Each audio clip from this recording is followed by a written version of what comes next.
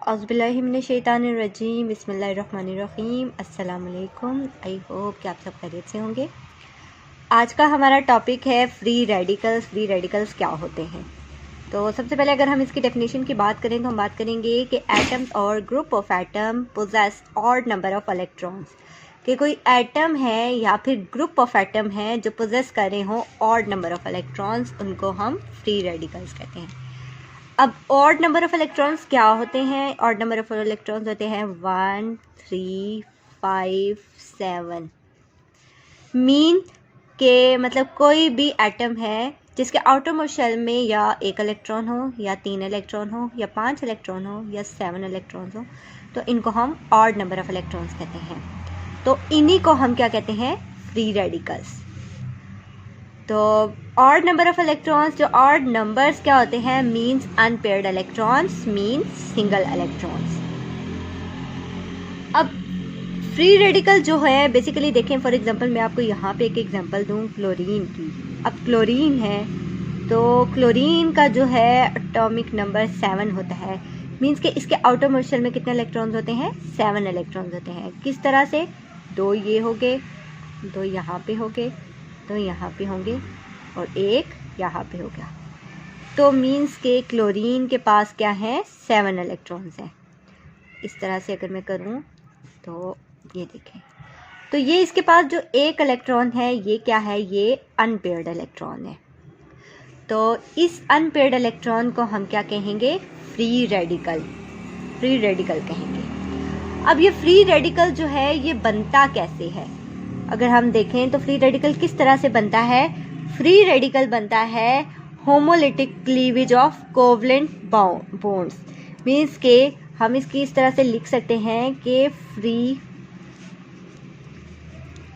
Radicals are formed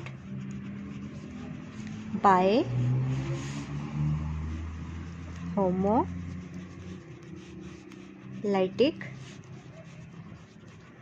cleavage of covalent bond। अब free radical किस तरह से बनता है कि होमोलिटिक क्लीवेज होती है कोवलेंट बॉन्ड्स के अंदर, जिसकी वजह से हमारे पास फ्री रेडिकल बन होता है। अब होमोलिटिक क्लीवेज किस तरह से होती है? मींस के होमो का क्या मतलब होता है? सेम। और लिटिक का क्या मतलब होता है? या लाइटिक का क्या मतलब होता है? Break down. मींस के सेम ब्रेक डाउन होती है। अब अगर यहाँ पे मैं आपके एग्जांपल दूँ तो मैं इस तरह से एग्जांपल दूंगी कि देखें आप कि ये किस तरह से क्लीवेज होती है। जैसे कि मेरे पास फॉर एग्जांपल मैं क्लोरीन की लेती हूँ। क्लोरीन हमेशा Cl2 की फॉर्म में एग्जिस्ट कर रहा होता है, ठीक है। तो अब हमने क्लोरीन की बात की थी कि क्लोरीन के पास जो है 7 इलेक्ट्रॉन्स होते हैं। तो अब ये जो क्लोरीन के 7 इलेक्ट्रॉन्स है, तो क्लोरीन क्या करेगा कि किसी भी मतलब जब ये आपस में बॉन्ड बनाएगा, क्या बनाएगा? अब इस क्लोरीन के पास भी क्या है? 1 इलेक्ट्रॉन है, इसके पास भी क्या है? 1 इलेक्ट्रॉन है। तो ये दोनों क्या करेंगे? आपस में शेयरिंग करेंगे अपने अपने इलेक्ट्रॉन की। जब ये अपने अपने इलेक्ट्रॉन की शेयरिंग करेंगे तो इसके नतीजे में जो बॉन्ड बनेगा वो हमारे पास क्या बनेगा? कोवलेंट बॉन्ड बनेगा, ठीक है। तो जो फिर जब कोवलेंट बॉन्ड बन जाएगा Cl2 की फॉर्म में। इसी तरह से अगर मैं आपको एग्जांपल दूं, मीथेन की एग्जांपल दूं, तो मीथेन की देखें कि कार्बन है, ठीक है। तो अब कार्बन जो है, कार्बन के क्या होते हैं? आउटर मोस्ट शेल में 4 इलेक्ट्रॉन्स होते हैं। अब 4 अनपेयर्ड इलेक्ट्रॉन्स हैं, सिंगल इलेक्ट्रॉन्स हैं। अब इस कार्बन को अपना ऑक्टेट कंप्लीट करने के लिए 8 इलेक्ट्रॉन्स की ज़रूरत होती है। हाफ तो इसका ऑक्टेट कंप्लीट है, अब इसको हाफ और फिल करना है। तो ये क्या करेगा कि ये हाइड्रोजन के साथ बॉन्ड बनाएगा। जैसे कि हमें पता है कि हाइड्रोजन का एटॉमिक नंबर क्या है? 1 है। तो हाइड्रोजन ये क्या करेगा कि ये एक हाइड्रोजन के साथ बॉन्ड बना लेगा, यहाँ पे एक हाइड्रोजन के साथ बॉन्ड बना लेगा, यहाँ पे एक हाइड्रोजन और यहाँ पे एक हाइड्रोजन। तो हाइड्रोजन जो है वो कार्बन के साथ शेयरिंग करके क्या कर देगी? बॉन्ड बना लेगी, ठीक है। तो मीन्स के इनके दरमियान का बन जाएगा? कोवलेंट बॉन्ड बन जाएगा। अब क्या होगा? अब इनके दरमियान जब होमोलिटिक क्लीवेज होगी, ठीक है, तो होमोलिटिक क्लीवेज के दौरान क्या होगा कि हाइड्रोजन जो है वो अपना बॉन्ड ले लेगा, कार्बन जो है वो अपना इलेक्ट्रॉन ले लेगा। तो एज अ रिज़ल्ट क्या आ जाएगा हमारे पास, इस तरह से, और कार्बन का इस तरह से रेडिकल जो है वो मौजूद होंगे। तो ये होमोलिटिक क्लीवेज हो जाएगी। अब यहाँ पे हम अगर, जब मैं आपको मज़ीद इसकी एग्जांपल क्लोरीन की ही एग्जांपल दूँ, तो क्लोरीन की एग्जांपल दूँगी कि क्लोरीन ने हमने देखा था कि इनके दरमियान क्या होता है, होमोलिटिक क्लीवेज होता है। अब होमोलिटिक क्लीवेज जो है बेसिकली क्लोरीन की, तो अगर हम इस तरह से करें Cl और Cl, तो जब इनकी होमोलिटिक क्लीवेज होगी तो इस दौरान क्या होगा कि क्लोरीन जो है जब इसका बॉन्ड आपस में ब्रेक होगा तो ये Cl की फॉर्म में आ जाएगा इस तरह से।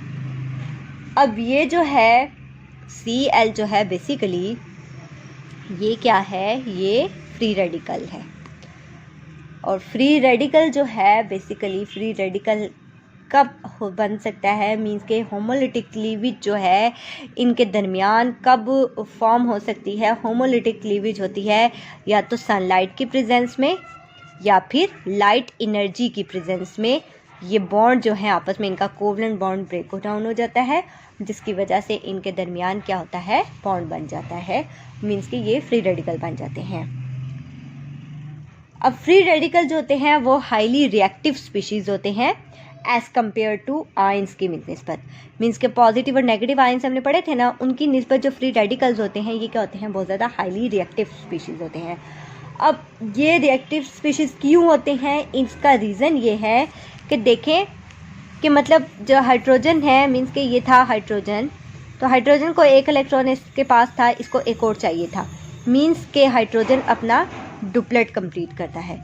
इसी तरह से कार्बन जो था, क्लोरीन जो था, क्लोरीन के पास 7 इलेक्ट्रॉन थे, इसको एक चाहिए था, मीन्स के क्लोरीन क्या कर रहा था, अपना ऑक्टेट कंप्लीट कर रहा था। तो जब ये डुप्लेट और ऑक्टेट कंप्लीट करता है, उसके बाद एक दफ़ा इनकी कंप्लीशन हो जाती है, उसके बाद इनकी दोबारा से ब्रेक डाउन होती है, तो मतलब एक दफ़ा ये ऑक्टेट और डुप्लेट बन के दोबारा से ये इनकी ब्रेक डाउन होते हैं, इनका octet and duplet rule disturb होता है, तो इसकी वजह से ये क्या होते हैं, ये बहुत ज़्यादा हाईली रिएक्टिव स्पीशीज़ हो जाते हैं। तो आज का लेक्चर यहीं तक था। आई होप कि आपको समझ आया होगा। नेक्स्ट वीडियो में फिर हाजिर होंगे, तब तक के लिए अल्लाह हाफिज़।